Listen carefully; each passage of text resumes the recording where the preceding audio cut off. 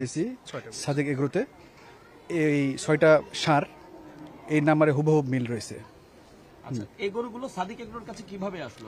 এখন কি আপনারা নিশ্চিত হয়েছেন পুরো প্রসেসটা?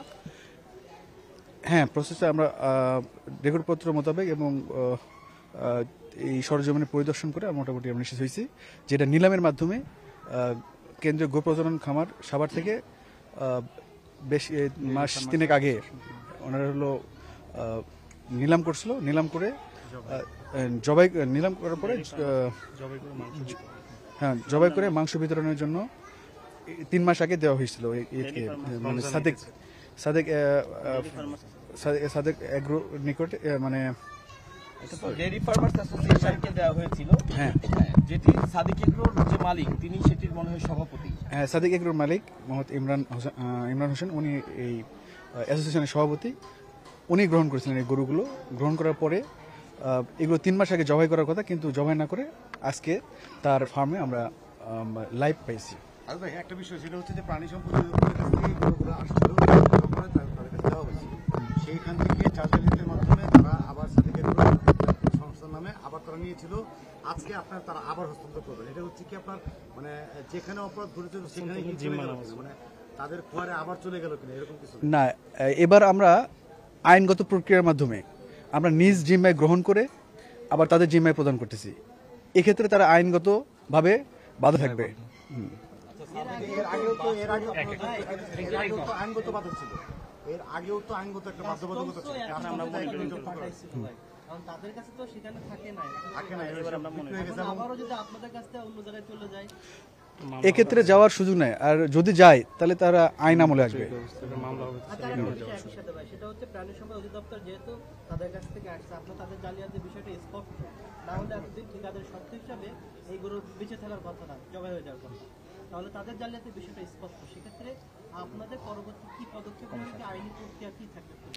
আমরা এই বিষয়ে একটা অনুসন্ধান প্রতিবেদন তৈরি করব, এনফোর্সমেন্ট প্রতিবেদন। এই প্রতিবেদন আমাদের কমিশন বরাবর দাখিল করব। সেখান থেকে যে সিদ্ধান্ত নেবে এটা আমরা ব্যবস্থা নেব। এই যে বর্তমানে আপনারা যে যা যা পেয়েছেন সেখানে কি আসলে মানে প্রক্রিয়া কি অনুসন্ধান প্রক্রিয়া যাবে নাকি মামলার দিকে যেতে পারে, এরকম কোন দিকে যেতে পারে? এটা কমিশনের সিদ্ধান্তের উপর ডিপেন্ড করবে। আচ্ছা, এখানে কি দুই পক্ষের দায় আছে কিনা জাস্ট এক কথাই বলবেন, সাদেক এগ্রোর দায় আছে কিনা বা প্রাণী সম্পদ দপ্তরের যারা ছিলেন তাদের কোনো রকম দায় পেয়েছেন একটু যদি কেন্দ্রীয় প্রকল্পে?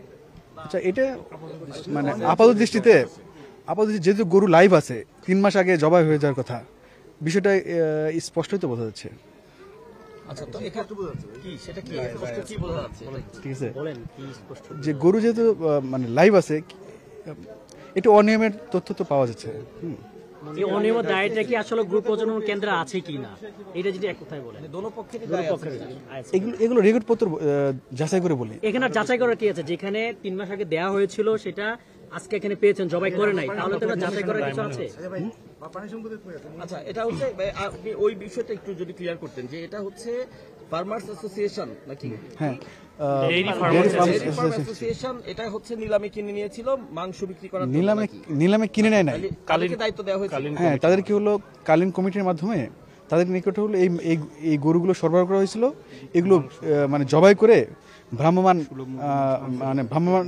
বিক্রয় কেন্দ্রের মাধ্যমে সুলভ মূল্যে বিক্রয় করার জন্য গত রমজানে দেওয়া হয়েছিল। কিন্তু সেই গরু মানে জবাই না করে তারা এখন পর্যন্ত জীবিত তার ফার্মে পাওয়া গেছে। এবং এই গরু তো কোরবানির সময়ও তারা বাজারেও তুলেছিল। হ্যাঁ, আমরা এর মতো দেখছি বিজ্ঞাপনে। আরেকটা বিষয়, 15টা গরু সিদ্ধান্তে বের হয়েছে, বাকিগুলোর ব্যাপারে আপনাদের কাছে প্রাথমিকভাবে কি মনে হচ্ছে, মারা গেছে না আছে কিনা অনুসন্ধানে? আমরা এটা হলো আরো অনুসন্ধান বা তদন্তের ক্ষেত্রে আমরা দেখবো। এটা আমাদের সোর্স থাকছে।